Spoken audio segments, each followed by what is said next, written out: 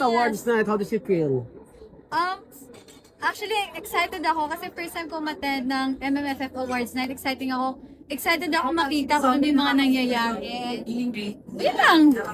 Kumusta yung parada? Kamusta yung humor night? Parada Super muna. nag-enjoy ako sa parade, as in, tapos umulan pa, super saya. And nakikita ko yung mga sigawan at ngiti ng mga tao. Sobrang nakakawala ng pagod talaga. Pero alam mo, habang nasa parade, di ba naramdaman yung pagod? Pag uwi ko, Yun, pala ako. Pero Ashin, how do you feel ang comment ng mga nakapanood ng Manila's Finest? Nag-shine ka daw dito. Ay, wow, syempre happy po ako kasi ang target ko talaga kapag ginagawa ko yung isang character talaga is kahit ako lang yung masatisfy sa ginawa kong performance, okay na ako doon. Kasi siguro, kahit may alam kong hindi okay, pero yun na yung best ko nung part yun eh. Parang, sige, okay na ako, basta nabigay ko yung best ko.